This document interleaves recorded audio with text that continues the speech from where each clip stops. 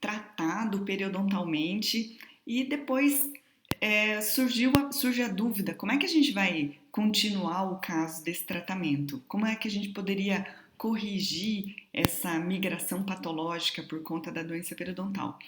Para começar, eu queria contar a história desse paciente. Ele mora numa cidade dos arredores, dá mais ou menos 1 hora e meia de carro daqui, e ele tinha uma doença periodontal mascarada por esse periodonto espesso. Então, só para saber, quem tem um periodonto espesso nem sempre tem aquela aparência inflamatória tão visível, tão óbvia. E ele também tinha uma situação de doença periodontal que de vez em quando inflama, de vez em quando desinflama, e aquele estado de remissão e exacerbação que acontece naturalmente na doença periodontal. E por conta disso, ele demorou muito para iniciar o tratamento e quando então me procurou para o tratamento, ele já estava numa situação de doença periodontal severa. Severa, sim, as bolsas periodontais entre 5 a 8 milímetros, algumas bolsas periodontais bem profundas de 10 milímetros.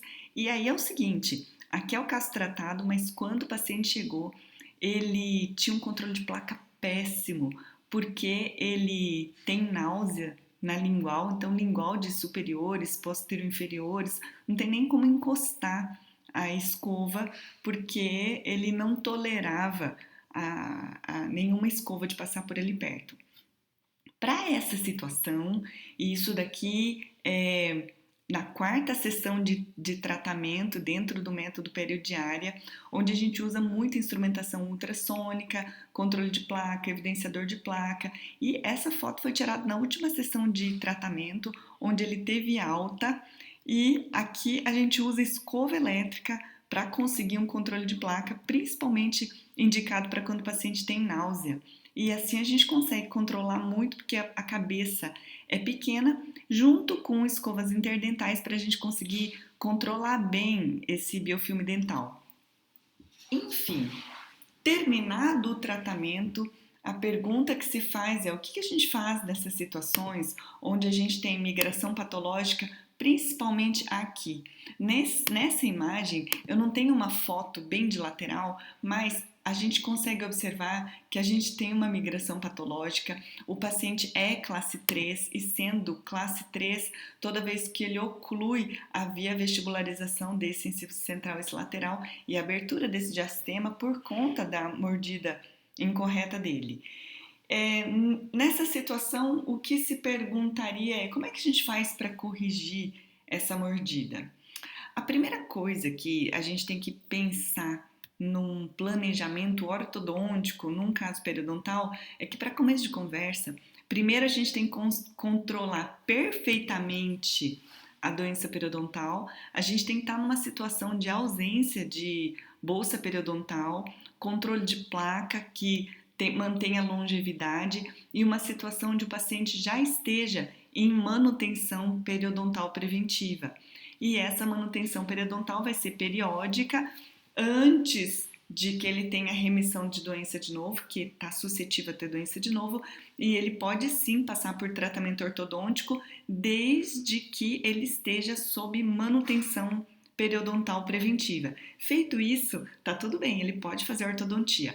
Mas nessa situação, onde, como ele é classe 3, tem mordida quase em topo, quando ele oclui, vestibulariza esse dente, vestibulariza esse daqui, que a gente consegue ver melhor nessa visão.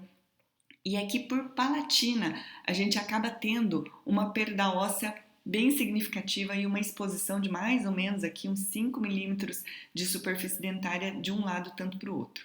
Então, aqui, nesses dois dentes aqui, a perda óssea é significativa e a movimentação ortodôntica necessária é grande. E aí, o que a gente vai pensar nessa situação? A gente precisa entender que, primeiro, ele precisa estar em saúde periodontal para passar por o tratamento ortodôntico e, enquanto estiver em ortodontia, precisa estar sob manutenção periodontal preventiva. Não é proibido nem contraindicado que se faça tratamento ortodôntico em pacientes periodontais, mas em alguns dentes com prognóstico duvidoso, como por exemplo este central e este lateral, que já tem uma perda óssea e uma recessão muito grande, isso dá mais ou menos 5 milímetros por palatina, existe a possibilidade de perda dentária durante o tratamento ortodôntico, de perda dentária desses dois dentes.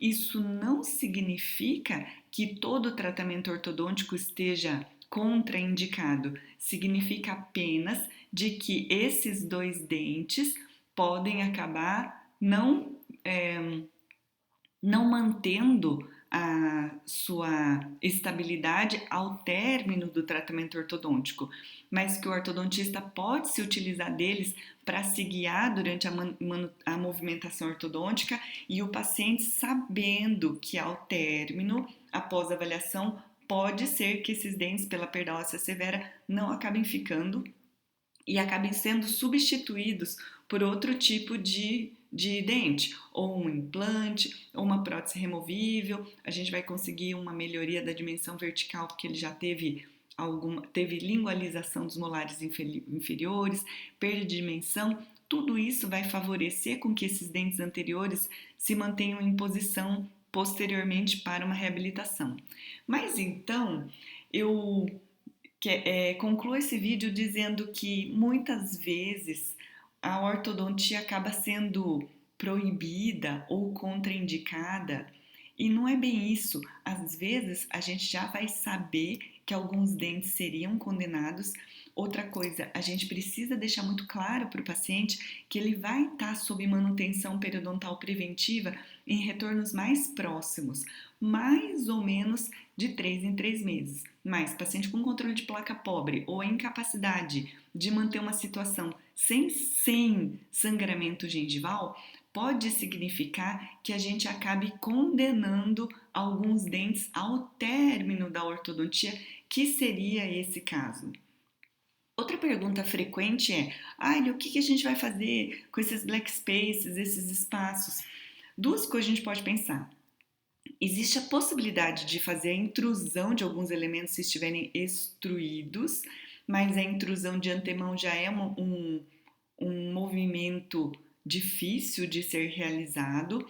Pode ser feita uma modificação da coroa, ou com resina composta, ou com laminados cerâmicos, já sabendo de antemão que o paciente precisa continuar fazendo uma higiene perfeita, porque ele vai ter as resinas compostas como mais um fator retentor de placa, que as resinas acabem não sendo mais uma coisa que possa predispor à doença periodontal. Mas, enfim, este paciente, se assim o desejar, ele pode ser submetido à ortodontia. Enfim, a pergunta que foi feita é se poderia ser feita a ortodontia, mas a realidade desse paciente é que ele contou que ele está construindo a casa dele, ele está numa fase de contenção de despesas. Nessa contenção de despesas, ele não quer gastar com ortodontia neste momento e que para ele não se importa muito com essa alteração estética, mas ele está muito feliz que finalmente ele não tem mais sangramento, a higienização, não tem sangramento, a mastigação, ele percebeu a saúde periodontal, ele percebeu os seus ganhos e neste momento ele vai manter esses dentes assim. Esses dentes, sem estarem em manutenção ortodôntica, eles têm um bom prognóstico, porque aqui nós conseguimos uma estabilidade periodontal e a partir daqui a gente vai fazer a manutenção periodontal preventiva de forma que a gente consiga manter esses dentes pelo máximo de tempo possível.